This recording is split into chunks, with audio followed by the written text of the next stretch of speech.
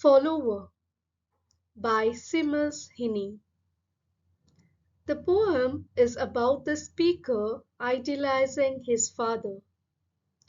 The speaker thinks about his childhood when he was growing up on his farm, and the main person in his life was his father. He always admired his father's strength and wanted to be like him.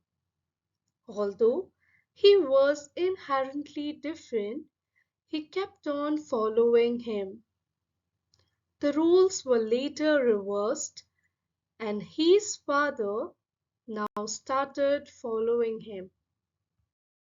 Seamus Heaney, having grown up in an area of Northern Ireland that greatly valued family, hard work, and farming, Heaney's poems often reflect on all these values.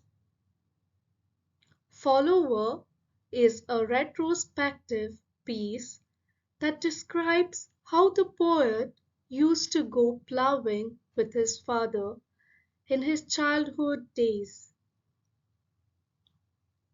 Now let us read the entire poem and then let us focus on each stanza and each line to understand it better.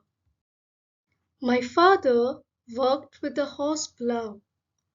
His shoulders globed like a full sail strung. Between the shafts and the furrow, the horses strained at his clicking tongue. An expert, he would set the wing and fit the bright, still pointed saw. The sword rolled over without breaking at the head ring with a single pluck. Of reins the sweating team turned around and back into the land. His eye, narrowed and angled at the ground, mapping the furrow exactly. I stumbled in his hobnailed wake, fell sometimes on the polished sod. Sometimes he rode me on his back, dipping and rising to his plod. I wanted to grow up and plough, to close one eye, stiffen my arm. All I ever did was follow in his broad shadow round the farm. I was a nuisance, tripping, falling, yaping always. But today it is my father who keeps stumbling behind me and will not go away. My father walked with a horse plough. Speaker describes his father's job in the farm. He introduces the readers to farming life. Use of possessive pronouns, my, shows the significant bond he was sharing with his father. The formal use of word father symbolizes respect. His shoulders globed like a full sail strung. The use of word globe suggests his father was his world. Sail strung introduces us to his ability to have control over his horses, just like sail controls a boat's movements. His shoulders globed like a full sail strung is a simile which shows his father's hard work. Between the shafts and the furrow signifies his father's masculinity and strength. The horses strained at his clicking tongue. There's use of onomatopoeia here. It implies the father's mastery, control over his horses. Strained horse can also be interpreted in two ways: a horse resisting or horse struggling to comply.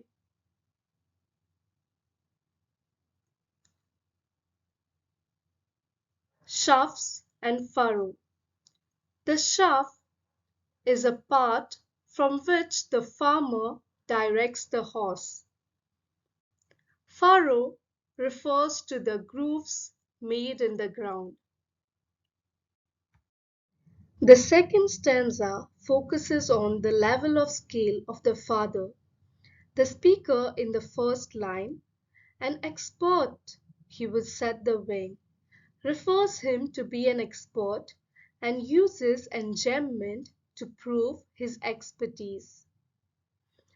"And fit the bright steel pointed sock," the sword rolled over without breaking, "at the headrick with a single pluck."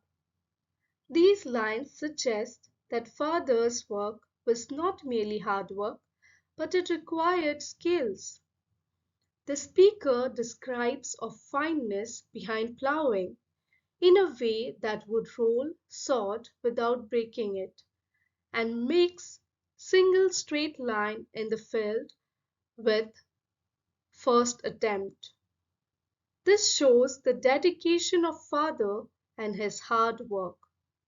Headrick refers to the starting point of each plowing line. The speaker continues to describe the work his father did and the way he was working with his horses together like a team. Off reins the sweating team turned around, signifies sweat and hard work. The next three lines in the stanza shows father's precision in his work. And back into the land his eye narrowed and angled at the ground, mapping the furrow exactly. Narrator can sense father's power and his perfect way of working in the stanza. In this stanza, the speaker now takes first person perspective.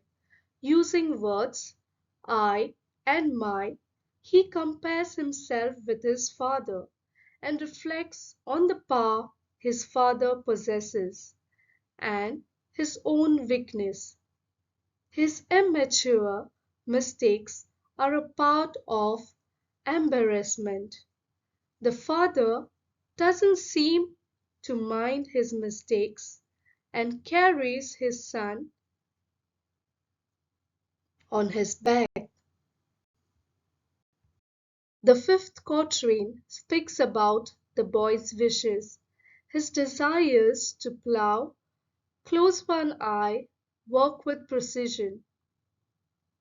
The speaker admits he never did grow up to be a farmer. It implies speaker grew up to do something different. The speaker describes his actions of how they have been nuisance. When speaker looks back on his life, he realizes that as much as he admired his father, he was always more of a nuisance when he tried to help, always tripping, falling, and aping. Even though the speaker did not exactly follow his father, but father influenced him. He is no longer this boy though. Now he has become the man his father follows. Father is too old to farm and maybe they switch roles. Father is not professional in his son's work but has taken interest. He stumbles at times, but son doesn't mind to help his father. When one is strong beyond measure, they may become weaker and depend on others. I hope this explanation really helped you. Thank you for following my channel. Please subscribe, like to follow more updates.